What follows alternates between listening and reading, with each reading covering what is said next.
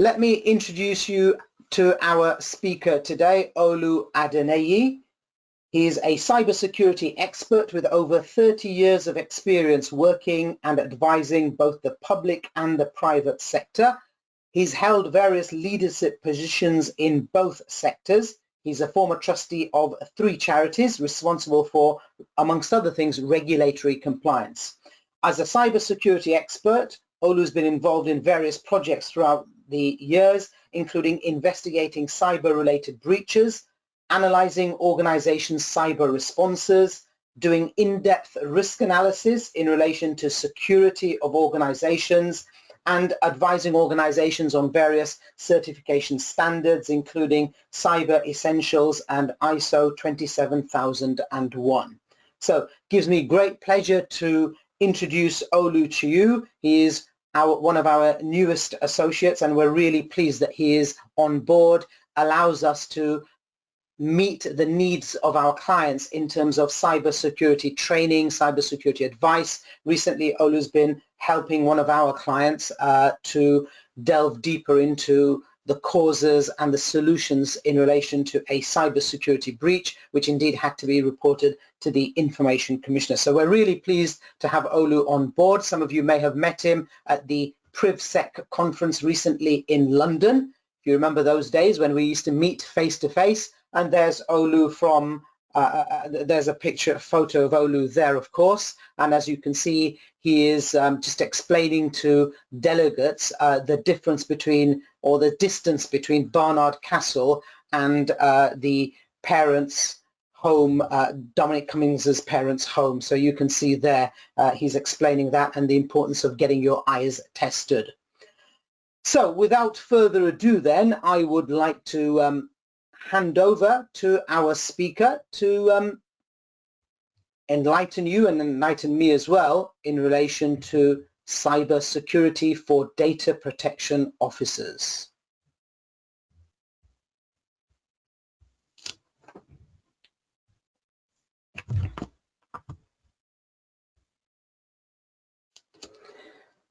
Okay.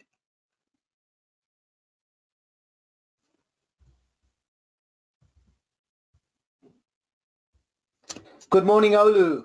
Over to you. Good morning, Ibrahim, and thank you for that introduction. I would also like to say good morning to everybody else, and to thank you for joining us on this sunny morning, what it is where I'm at, to address this topic. So this is a gentle introduction to cybersecurity for DPOs. I'm not going to give you the ABC of cybersecurity and what you need to do to make sure cybersecurity is excellent and 100% in your organizations, because we can't do that in 45 minutes. But there are subsequent webinars and courses, should you want to attend them, where we can go into more detail later on. So the first thing I want to do is look at the goals, what we're going to try and achieve during this this short session. So I want to start by having everybody on the same page in terms of what we're talking about when it comes to cybersecurity, and to get you to think about how you define cybersecurity within your own organizations. I then want to look at the reliance of GDPR on cybersecurity. I guess some of you have seen this already, or it might be that you've looked at some of the articles that we're going to look at, and you have not necessarily automatically thought, okay, that's a cybersecurity issue. I then want to go through some fundamental concepts and principles about cybersecurity or information security, and I'll talk about the difference between those two as well. And as we go through, I'll just give you a few, we'll look at a few ways in which hackers actually try and breach those concepts and terms, and in doing that, understand their importance in terms of cybersecurity. And I want to finish by giving a few tips as to how I think cybersecurity can be more prominent within the DPO role. So the outcomes of that mirror what the goals are, and fundamentally it's to try and help DPOs become more effective in their role. We are, a couple of years on, and that role, which didn't really exist in the way that it did beforehand, is still being defined.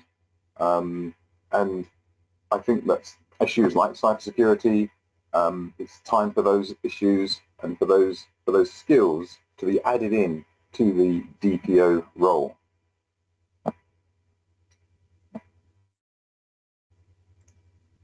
So now here's a here's a great quote from this guy called Roger, who's the Chief Security Advisor at Microsoft. And this is a good way to kick off, actually. He says that compliance doesn't bring security, but good security brings compliance. So I am all for ISO standards, Cyber Essentials, and GDPR compliance. But it's really important to note that it's your actual security that will enable you to be compliant, and not so much the other way around. Or in other words, you can achieve compliance, but without achieving security. And one issue, just to illustrate that, I worked on where we had a breach. And in fact, you'll see lots of large companies who have breaches. They are compliant, but they still have security issues. So it's really important to note that if we take care of security, then compliance will follow. Now, I put together, and I've been working on, what I've called the data protection cybersecurity model. And of course, we start with the data. The data is the new gold, as some people say. And with our GDPR rules in place, we have data controllers, as I'm sure you're aware, and data processors. Now, a controller, of course, may process that information, that data, and that can be processed externally or internally. I could have also drawn here a bit of processing, a bit of controlling, and a bit of processing, and because the actual movement of that data starts quite possibly from the website, and then goes through possibly an internal organization and out to another organization. And of course, what happens to that data is determined by policies, processes, and procedures that that organization puts in place. Unless you don't touch any kind of IT or technology, it's highly likely that that data will pass through IT systems and any other devices. In particular, there's a lot of focus right now on the Internet of Things, and we know that data is likely to traverse lots of different devices as well. And those devices have a high likelihood of being connected to the Internet, and that can be wireless or wired.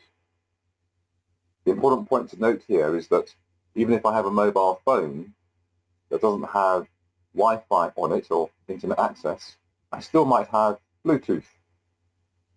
And it may not therefore be connected to a network, but it might have data on it which can be hijacked or hacked through bluejacking, for example.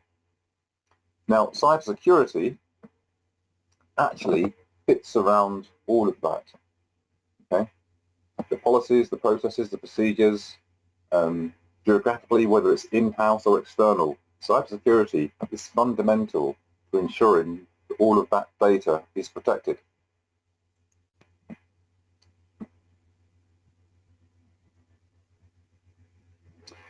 So I want to then now address what cybersecurity actually is.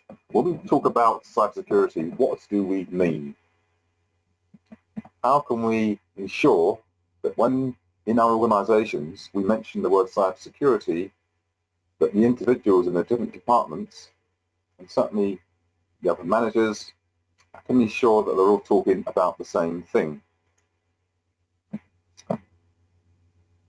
The National Cybersecurity Centre is a branch of the GCHQ in the UK, and this is their definition of cybersecurity. Okay? They talk about reducing the risk of cyber attack, and they are protecting devices, okay? And they are preventing unauthorized access to vast amounts of personal information that we store online. So that's a definition from our own National Cybersecurity Centre.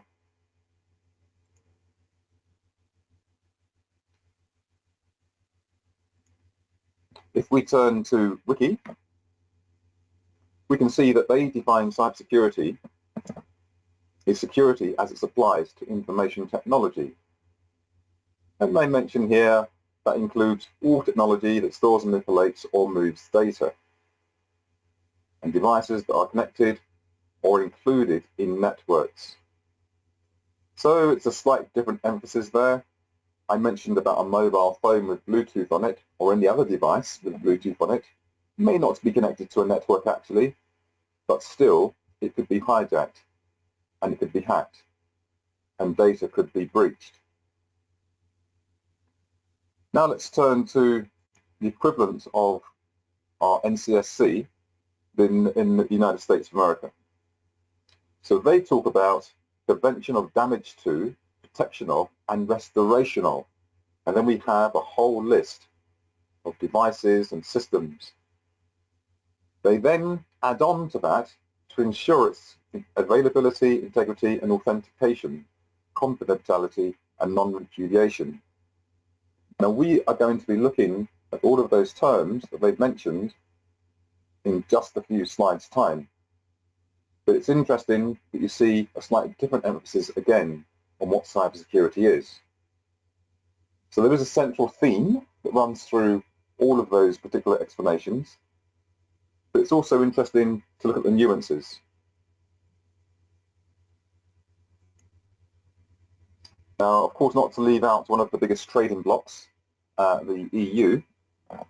They have a definition of cybersecurity in a document which is 35 pages long. And if you look, you can see that I've put a link there where you can go and actually read that definition if you'd like. And by the way, would anyone like to receive a slide with all the links on in this presentation? If you can just raise your hand and let us know.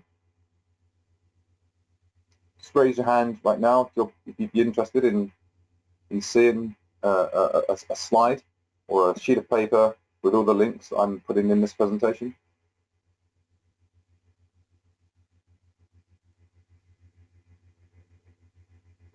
Okay, right, okay, we'll get that ready and send it out later. So, we've looked at 3 definitions, and I've given you a link to a 4th definition. So the question is, what does cybersecurity mean for your organization?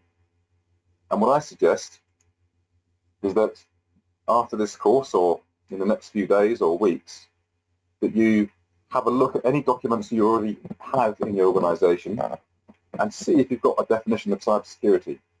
If you don't, then I would suggest putting a few paragraphs together after speaking to various departments within your organizations and actually defining cybersecurity in terms of what it means for your organization. And it can be slightly different depending on the data you're dealing with, how you're processing data, and so on. Of course, you can't, I wouldn't advise sort of, going too far from some of those main definitions, but I think you get the idea.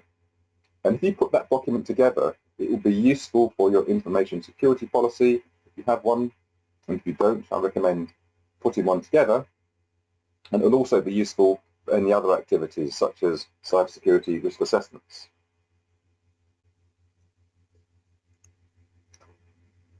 Now, I wanted to spend just a couple of minutes on information security versus cybersecurity.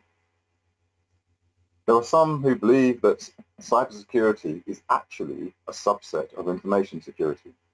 Information security being related to information governance, and therefore entailing a whole spectrum, anything at all that could possibly affect your data. And they say, therefore, that cybersecurity is a subset. Others have the opposite opinion, and they believe that actually cybersecurity is the total issue and concept that you need to be concerned with, and information security is just a subset. And some of the reasons they give for that are that if you take, for example, a heating and ventilation, heating and aircon system inside an organization. Nowadays, there's a good chance that may well be connected to the internet. Now, there's no information necessarily on that system that the company would need to be worried about. No personal identifiable information in a heating and ventilation, heating and aircon system. However, it has been known for such systems to be breached and get onto the network, and once they get onto the network, they then gain access to personal identifiable information. Okay? So there's lots of other ways in which that could happen as well, from USB sticks being on the floor, and so on and so forth. So they say they see cybersecurity as being the total amount, total security of anything that's connected, because if that's breached, then it makes the data underneath more vulnerable. Others use the two terms interchangeably. They say they use the word cybersecurity and information security to mean the same thing. I would probably slightly err on using information security and cybersecurity as being a subset, but it's not something that I would ever get too worked up about. So that's just to help you if you come into contact or if you see those two terms being used interchangeably.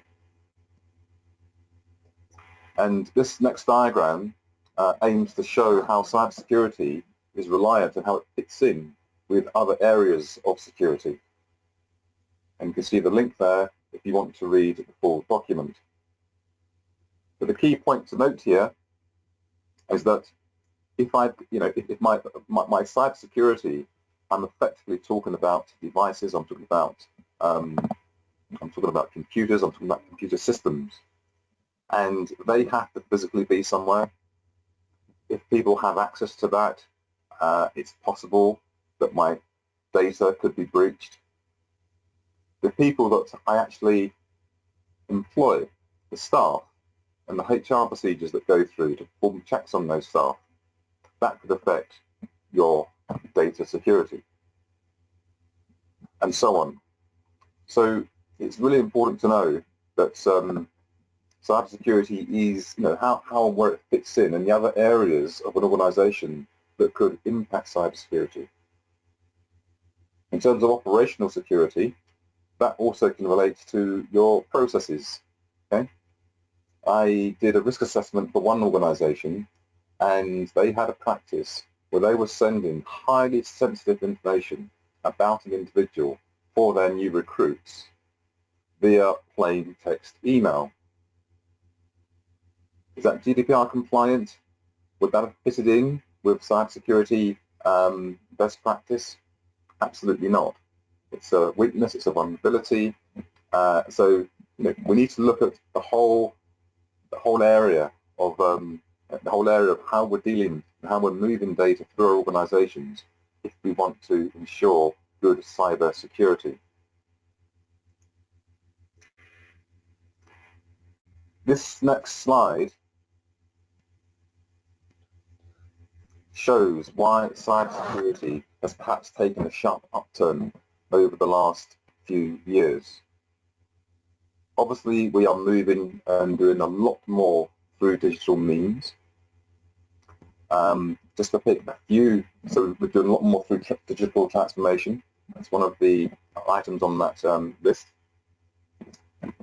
We have a lot of human error, actually.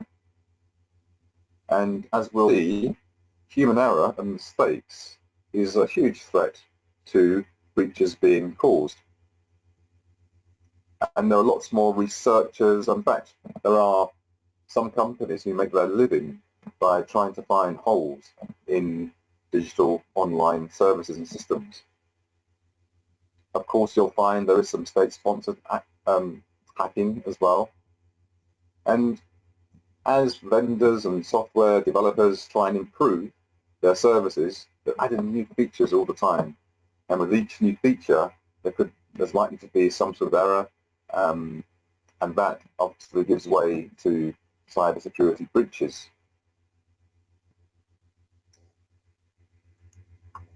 So I want to look now at how cybersecurity is highlighted and how it fits in to GDPR.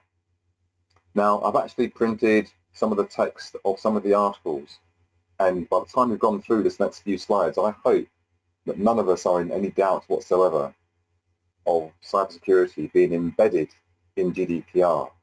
In fact, I'd even go as far as to say that you cannot achieve GDPR without a focus on cybersecurity. And that's one of the reasons why, rather than give you an ABC of cybersecurity for GDPR, I wanted to give DPOs a real fundamental basis on which they can build the cybersecurity knowledge. So if we start with Article 5, as you can see, we have the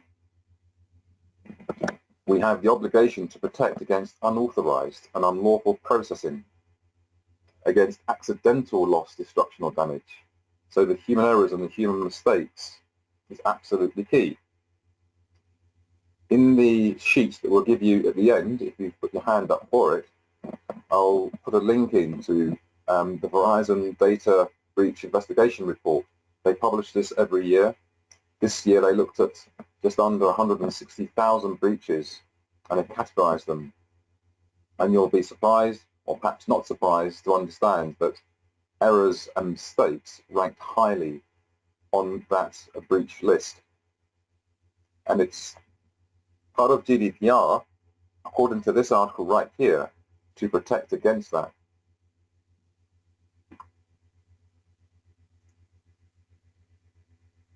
The so-called security principle.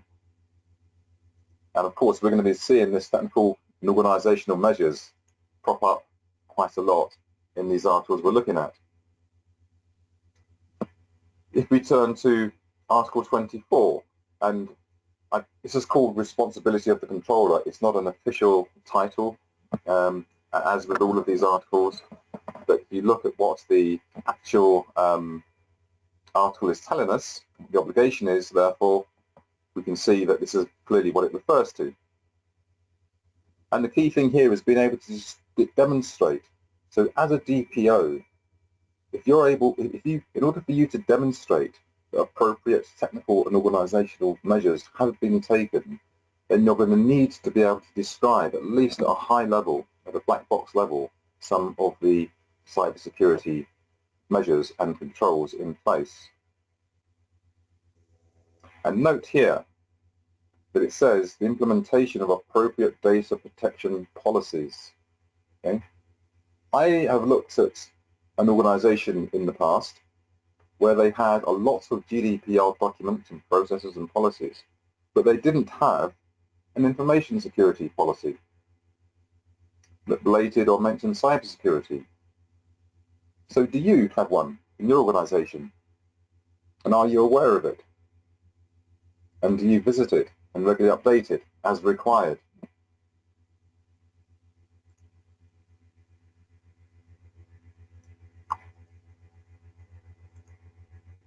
If we look at Article 25, we see this by design and default. Most of us are familiar with privacy by design and default. Here we've got data protection by design and by default. And if a significant amount of processing in your organization comes through online connected devices and so on, as I referred to in the data protection cybersecurity model, then you need to be thinking about how cybersecurity is taken care of at the inception of that process or at the inclusion of that new device. When your IT department brings in a new service, do you get involved in that? Do you stand back and say, well, that's too technical for me? Or do you get involved and begin to ask some high-level questions. At the moment, I've spoken to a number of DPOs, data protection officers, and they say that's not for me, that's to do with the IT team. But actually, there's a lot of choices that take place inside an IT team that could do with a data protection officer's input and certainly with their awareness. It's really, really key that all of the organizations, all of the departments that might have any kind of impact or say on the systems in place in your organization, that you as a DPO get involved in those discussions. Notice here it talks about storage and their accessibility, and by default personal data are not made accessible to an infinite number of natural persons.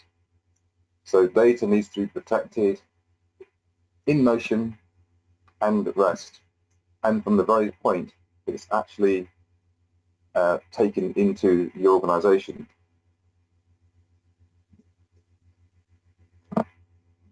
Perhaps the most prominent article is Article 32, when it talks about what we've nicknamed here security of processing. Now, when looking at this particular article, it can be easy to think, well, I've got a list of 5 things here in the GDPR article, and I'm just going to look at what it says there. So I've got encryption, I've got pseudonymization, and the rest, yes, I've got confidentiality, integrity, availability, and so on. But there might be more measures than these that you need to take, that you need to look at, than just pseudonymization and encryption. This confidentiality, integrity, and availability, we saw that in the NIST definition of cybersecurity. They actually added those concepts into their definition. And when it talks about the ability to restore the availability and access to personal data, one way to do that, of course, is through backup. So as a DPO, are you aware of the backup mechanisms in your organization? Do you know where and how backups are performed? Backup, I worked in backup for a long time actually, over just about nearly 20 years ago, when online backup was just becoming something to look at. I've also spoken to the Chief Information, who was the Chief Information Security Officer at Maersk, and as you know, they got hit by the NotPetya virus, and he was speaking at a conference I was at once, and I went up to him afterwards and we had a talk about what backup mechanisms are used inside Maersk. And it's quite interesting to see how their view changed. A huge company, the largest shipping company on the planet, how his view changed after undergoing that breach, that huge breach, which knocked out 20,000 computers inside an hour. So again, not only do you need to be aware of that, but are you aware of the backup policies? And are they regularly assessed and tested? Again, all of that is part of cybersecurity, and I would say is something a DPO needs to absolutely be aware of. If we carry on with Article 32,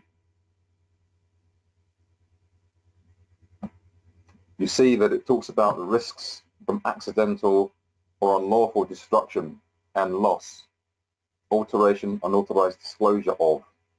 Okay. The ability to ensure that unauthorized access, that particular item is upheld, means that we must have our confidentiality in place and our integrity in place of our systems. And I'm deliberately trying to underline those because we're going to talk about them in about 2 or 3 slides' time. And when someone has access to a particular system, we need to work out what are they allowed to do within that system.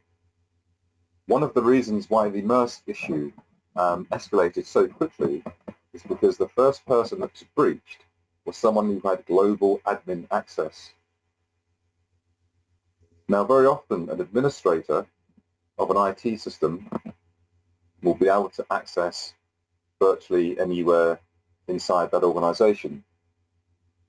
But it's the processes on how you manage that access that also matters. It's critical, in fact, the processes that manage that access to the global admin. That's critically important.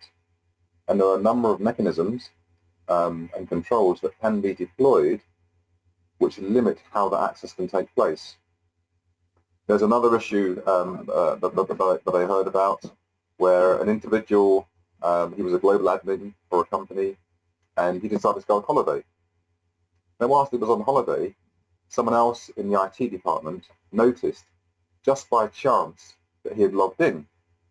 And they thought that was strange because he was going somewhere really quite remote. And they thought, well, how on earth can this guy log in? And of course, he was breached. Now, there's a number of recitals related to Article 32.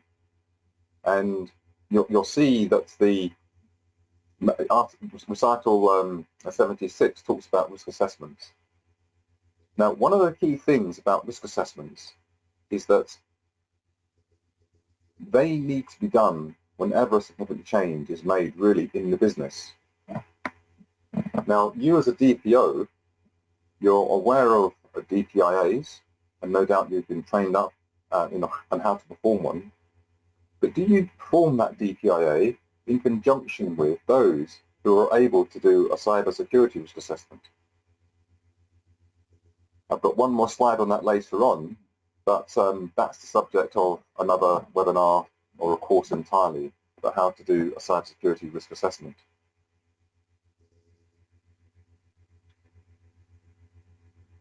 And the last article that I'm going to mention here is Article 33. A key aspect of cybersecurity practice is monitoring your systems and devices. There's another organisation, public sector organisation, and they had some sort of monitoring in place, but it was far from adequate. They were just taking a certain amount of traffic and running it through known filters for sort of, for some sort of unexpected behaviour, but they were only doing that every so often. If someone had breached their organisation, they wouldn't have found out for several weeks. In fact, actually, I think it was actually a few months. So it's absolutely critical that in cybersecurity, the whole monitoring and the alerting system is in place. And as a DPO, if you're wanting to be as effective as you can for your organisation in helping monitoring and notification of breaches, being alert as an organisation in the first instance, if they happen, then you absolutely, I think, need to get on top of how cybersecurity relates to the monitoring aspect of that article.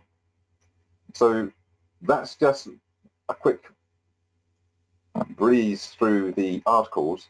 You will find other articles that are related to cybersecurity. You can make an argument for that. But these are some of the main ones that I thought was relevant for our session today.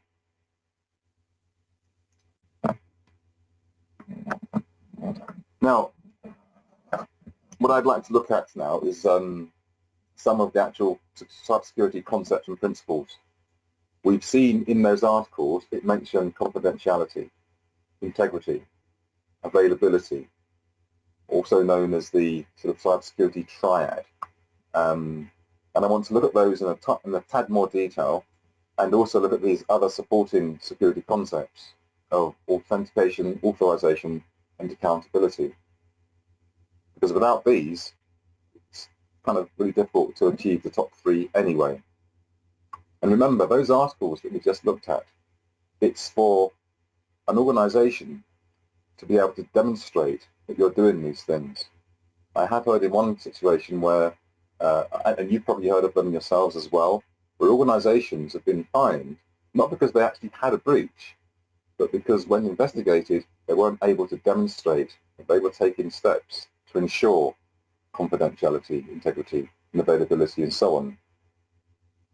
So it's critical for the organisation to be able to demonstrate these concepts. Let's get started on the first one, confidentiality. Quite simply, preventing unauthorized access to data. Okay? As I mentioned earlier, if you've got a system, it's not just the actual system itself that you need to ensure, not just the data itself, you need to ensure doesn't have unauthorized access. Or if you want to put it the other way around, if you want to ensure that the data's doesn't have unauthorized access, you need to also ensure that the systems around it are also secure. And that data needs to be protected in transit and at rest. When we talk about data being protected, you might speak to your IT team and they might say, yes, our data is encrypted. And you might think, okay, that's a tick. I don't need to worry anymore. Well, not necessarily so. What type of encryption is being used? I did a risk assessment for one particular organization, and they were using encryption which wasn't even supported by Microsoft anymore. Okay? The maximum encryption that they could actually encrypt their data with was, I won't use those terms, I won't use any technical terms on this gentle introduction, but it was a level of encryption which is no longer deemed safe. In fact, you can break it if you knew how, and hackers obviously do. You could break that encryption within minutes. So what level of encryption is being used? There's another case that I came into contact with where email, they thought it was being encrypted. Well, they had the ability to encrypt it, but they weren't actually encrypting it. So as a DPO, for you to be as effective as you can when it comes to confidentiality and protecting unauthorized access, you need to ensure that if you're told that you've got encryption from the IT team or outsourced IT team or whoever it might be, that those measures and those controls are up to standard.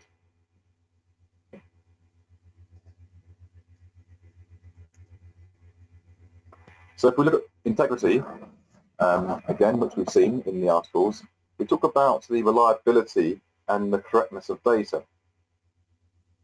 Now, in the same way that in order to protect data, you need to protect the environment, well, the same holds true for integrity.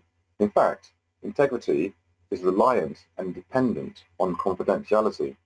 If you can't ensure confidentiality, if somebody else can gain access to that data that isn't supposed to, right, unauthorized access, well, they can change that data, okay, and they can modify it. So integrity is making sure that you've got confidentiality in place and that that data doesn't undergo unauthorized access. As well as unauthorized access, we need to protect against mistakes because the integrity of the data depends on those who do have authorized access not performing unauthorized access, not performing mistakes. And a huge number of breaches occur every single year, probably every day, just because people send the wrong information to the wrong recipient. In fact, I received an email once from, I won't name them, of course, but from a well-known information security company, quite a prominent one, and they sent me somebody else's invoice. They didn't mean to send me an invoice at all, actually, but they sent me somebody else's invoice. Now, of course, I deleted it and told them that I deleted it, and I made sure that I didn't have any copy of it. But what measures are being taken in your organisation to protect or to preserve the integrity? And again, part of that is what cybersecurity can help with. It's a good question to ask your teams. And one way of trying to work out what kind of measures and what kind of controls you need to take apart from going on an additional course, is to regularly have a look at what breaches occur, how they occurred, and why they occurred.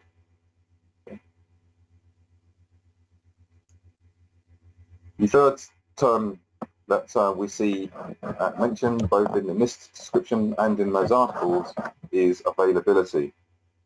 All right. Now, availability refers to a timely, uninterrupted access to data and the services that data might be used with. The most obvious attack that occurs when we're talking about availability is denial of service attacks, right?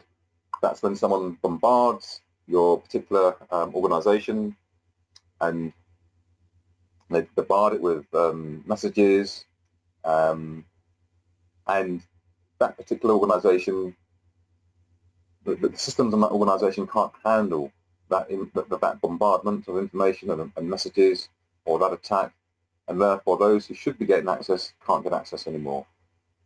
One of the most prominent mainstream articles or examples of that are banks, for example. Some of the banks, you know who they are.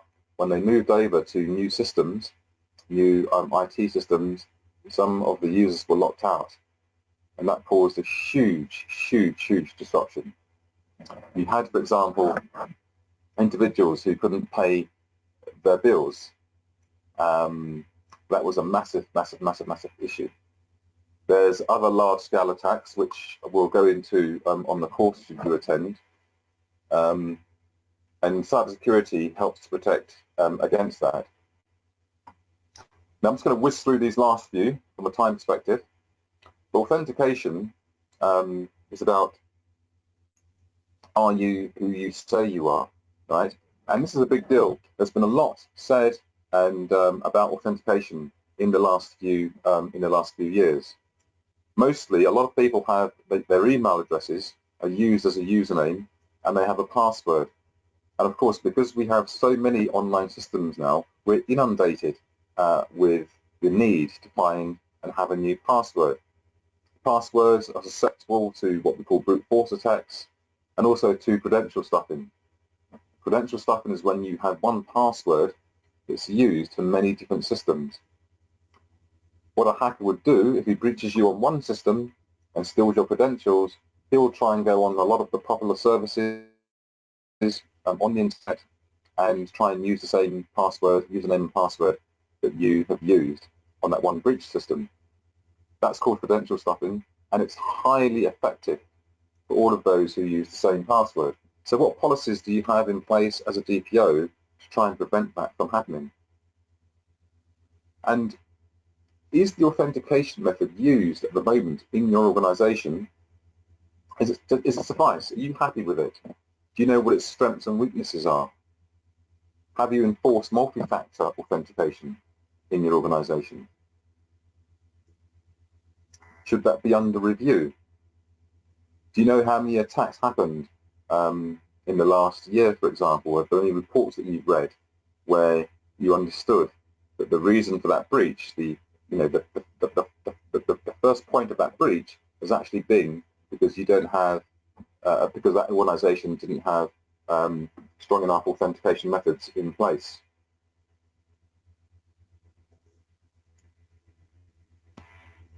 So I've mentioned authorization before. I don't want to say too much more about that at the moment.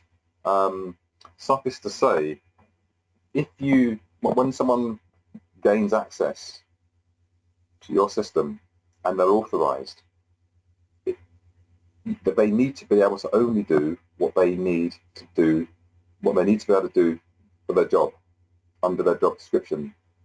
And what happens a lot in organizations is an individual will be employed, perhaps for 5, 6, 7 years, however long. They start in one department and they move across to another. Now, as they move departments, their need changes, that their need to access certain systems change. And often what can happen in organizations is they don't update what they're authorized to do. And breaches can occur because someone hasn't had his authorization or her authorization revoked from one area moving the cost to another area. And it might be that they're not necessarily malicious. It might mean that they go into that system, but the way that system works has changed. So it's really important to have processes and procedures in place, of course, to make sure that that is properly managed. And just skipping through accountability, that's been able to hold someone to the activities and the events that actually occur online.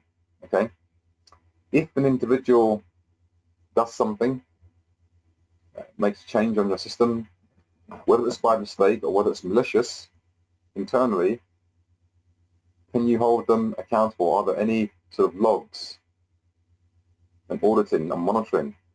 Do you have an effective, what's called a non-repudiation scheme in place?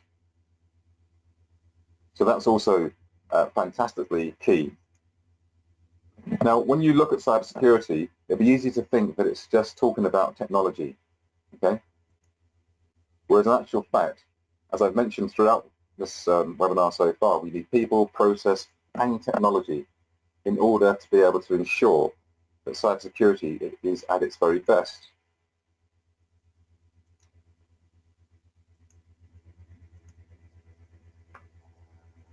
I'll just skip through a couple of slides there. I just want to talk very briefly about landscape, because it's a really important concept. In the days, many years ago, most of the IT was inside the office, and people went home and that was it. You didn't have any access to the systems online. Nowadays, there are many devices, we have the cloud, and any of those points become attack points, points at which a hacker can gain access to your system. And with the remote working recently, you've probably read about that. A lot of organizations, they have staff working remotely, probably now even, actually, and they haven't updated their security policies. They are more exposed, and the threat landscape is extended into whatever the vulnerabilities and the weaknesses are inside those particular homes. So cybersecurity covers that. So I wanted to get on to this last section, about to finish now, in terms of a few tips for DPOs in their roles. So the first one, I would say, is ensure that you've got an information security policy in place which includes cybersecurity. That information security policy needs the backing of the highest levels of management inside that organization. You absolutely need to have their backing. I would also suggest that as a DPO, whilst you're not necessarily going to become a technical expert, you may not even become a cybersecurity expert. I would suggest you begin to compile a list of questions, some of those which I've asked throughout this webinar, and compose a list of questions which you can ask the other areas of your department, including the IT teams. I would also suggest that if you're performing DPIAs, that you perhaps think about linking those with cybersecurity risk assessments as well. And a cybersecurity risk assessment may need to take place without there being a DPIA. Whenever there's a significant change in the way your systems and even the processes operate, you might need to perform a cybersecurity risk assessment. So it might be your systems don't change, but your processes do, or your processes don't change, but your systems do, or even your process activities change. But begin to sit in, and if there are cybersecurity risk assessments performed elsewhere in your organization, begin to sit in on those sessions. And finally, I would suggest that you continue to learn about cybersecurity. It's not something which you learn and that's it. You don't just learn, cybersecurity and put systems in place and then you never look at it again. The landscape is always changing, the methods are changing, and the availability of controls are also changing. And I would suggest if you even start with those 4 tips, then that will help you to perform your job more effectively. So that's me done, and I'll hand it back over to Ibrahim. Thank you very much, Olu. We've got some an interesting question. Before I do, let me just take back control, as they say. Okay, folks, this is your turn now to speak to us, and anything that's not clear, anything that you want to know a little bit more about in terms of cybersecurity for data protection officers. And I can see that the questions are rolling in. The first question then, and you can see it in your chat function, when new systems come on board, IG tend to get involved at the DPIA stage, IG being information governance, which is normally at the start of the project, but sometimes after a system is procured. Would you argue that that is not soon enough, Olu? So I would say that if a system's being procured, I would expect IG to have been involved at some point during the procurement of that system, because they need to have, I would say an organisation needs to have its, as defined by the information security policy, the organisation needs to have specifications. So any system that's being brought on board, it needs to adhere to those particular specifications. So I would say that if they've not had previous input to those systems, then they should do. And what's more, I would expect any system that's procured for some sort of risk assessment being performed on that system and on its implementation up front as well. And that information should be available to IG. Okay, thank you for that. Next question from James. Let me just pop that in the chat function for everybody else. Yeah, here we go. So you've mentioned a few standards, Olu, throughout your presentation. I was just curious, says James, to know which framework you would suggest for a DPO and why you think that suggestion is most appropriate. So which is the most sort of appropriate standard? Well, I mean, often we talk about, I would certainly suggest that Cyber Essentials is something that I would suggest all organisations try to achieve. The thing about Cyber Essentials is that the things that it tests you against are things that every organisation should be doing, right? So if it's a struggle to be able to achieve Cyber Essentials, then it means your organisation is already somewhat vulnerable, right?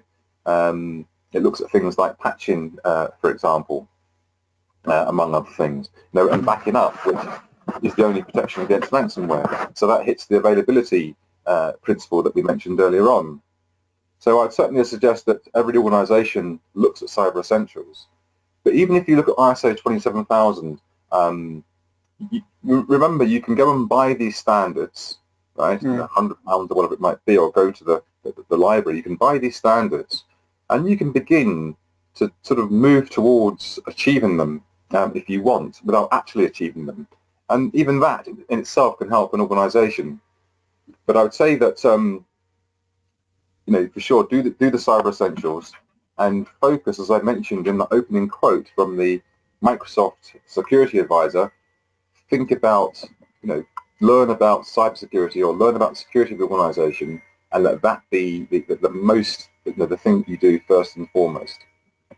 I see. So rather than jumping straight into a standard, read the standards first and see which is most appropriate. Perhaps start with GDPR, Cyber Essentials, and then move forward. And not necessarily that you actually need to achieve the standard formally, but you need to put enact the principles, the procedures, the plans before you sort of go ahead and decide whether you want to actually get it properly certified and achieved. Right, absolutely, yeah. Brilliant. Okay, thank you. Next question from Kate. Thank you for your question, Kate. In terms of accountability, would you see it security reporting? Would you see, I think that's what it means, see security reporting to the DPO? Well, I think that's an organisational issue. What I would say is that in organisations nowadays, there's been a lot of sort of move anyway towards sort of like flat structures. But what's needed, I think, are teams of people that come together to decide what's best for the organisation. So I won't comment so much on the reporting, but what I would say is that the DPO needs to be at the table of those security experts. Right. But they need to be at the table. They need to. Everyone needs to be. So I'm reading into the next question. They need to be at the same table as security. You've got to have. You've got to be part of the team, and you've got to be able to influence their decision making and understand the impact, overall impact on data security and GDPR compliance for the organisation. Yeah, and that sort of overlaps with the next question about the key questions to ask internal IT security experts. I suppose if you're involved, that's Heather's question. Thank you, Heather.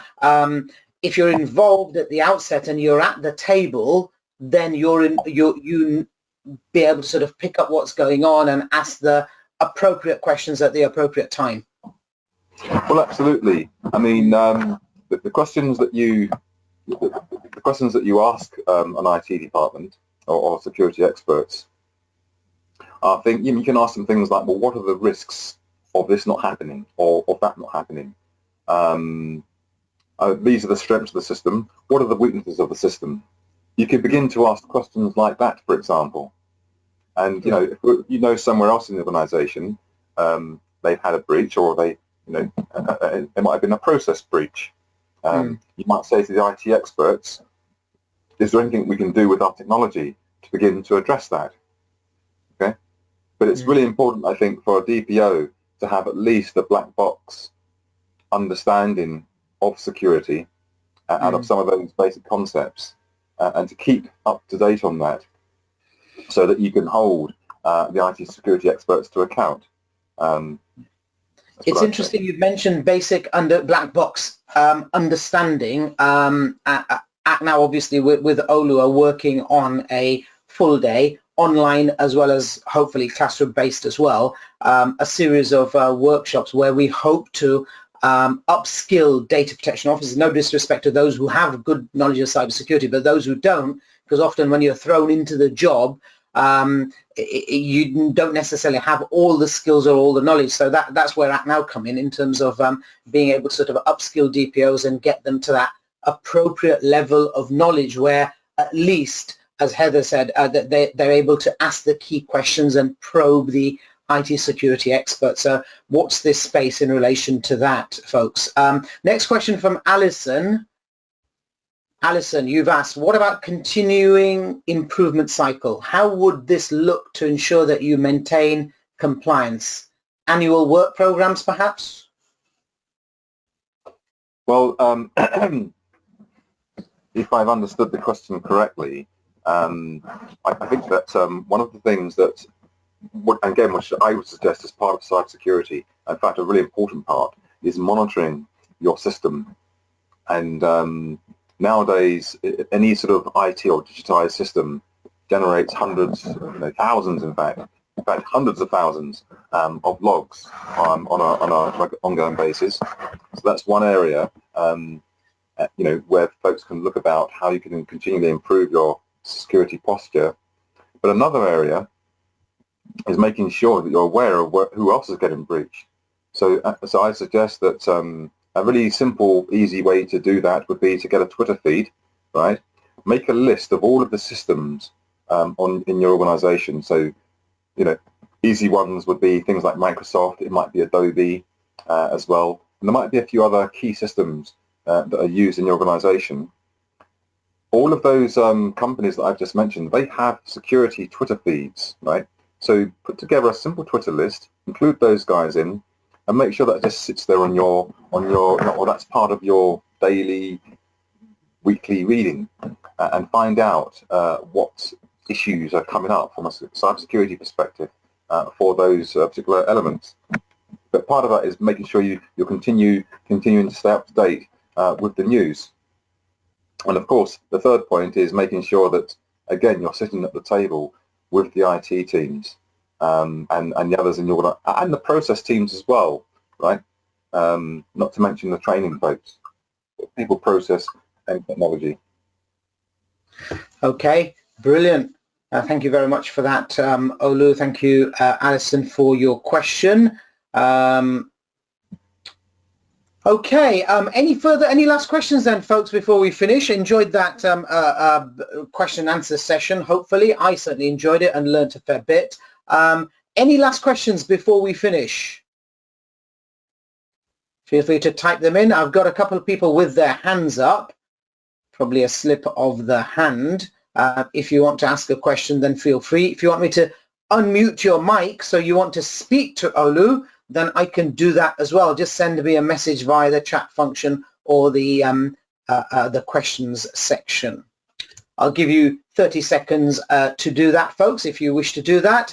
And I think thank you very much, and some good feedback coming in now as well. Thank you, Derek, says great session. Thank you both.